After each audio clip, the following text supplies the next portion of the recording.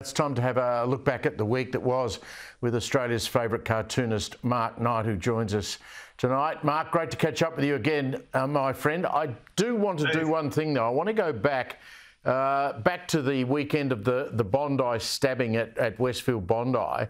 Now, I can't remember whether it was the Sunday Herald Sun or the Monday Herald Sun, where you drew this cartoon of the hero police officer who ran toward the attacker as the rest of the shoppers were escaping.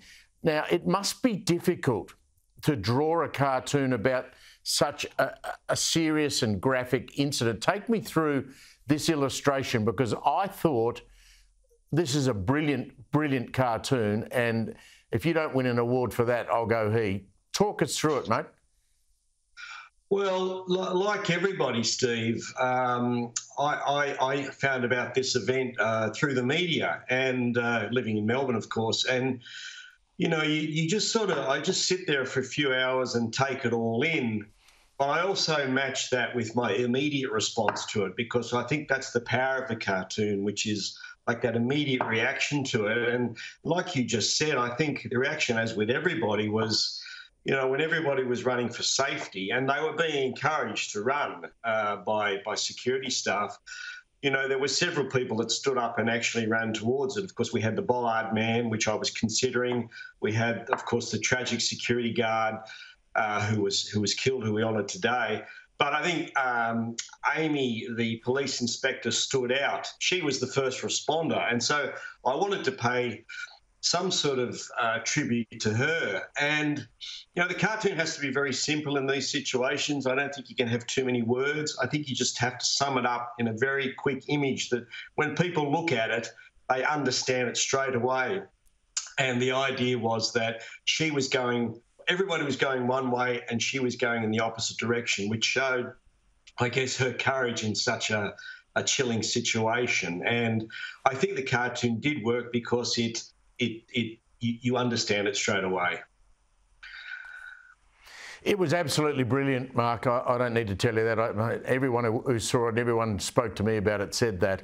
Let's go to this week. The Prime Minister went to Kokoda. Now, he's not the most athletic bloke, Albo. So the thought of him walking the Kokoda track with his Papua New Guinea comrade, Marape, yes. Take us through what the wording is here. What's Albo saying to his PNG mate?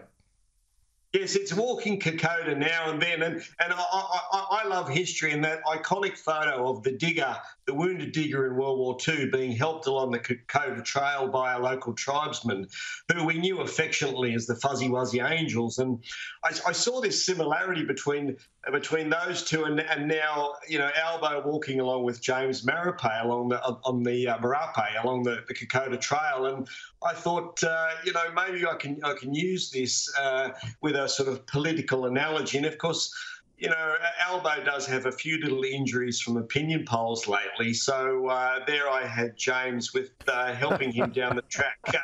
And if you look closely, Albo has that hole in his foot, where he shot himself in the foot during the, I think, the Voice referendum.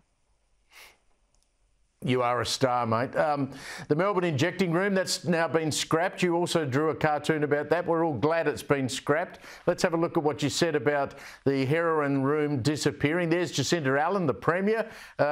She's chucked everything, including Dan Andrews, into a container bin. Well, I think she's learning now if she's going to survive, she has to dump some of Dan's initiatives. And she is trying to do that. So out the back of Parliament House, I think there is one of those Sharps wastes bin. And, of course, Ken Lay's report went into the dumpster, as with the image of Dan. Now, we've heard recently that this medical centre they're building may be a de facto injecting centre. So let's just see if Jacinta actually does some dumpster diving and goes back into the dumpster and fetches a few things out. Just finally, next time I talk to you from your studio, can you elevate the Tigers premiership poster up onto the top of the easel rather than having it down on the ground, please? Mate, I'm sorry, but it is down the bottom at the moment. You know that, Steve. I can't do much about that, mate. Righto. Thank you. Always a pleasure to catch up with you, mate. Mark Knight there. How fantastic are those cartoons of his?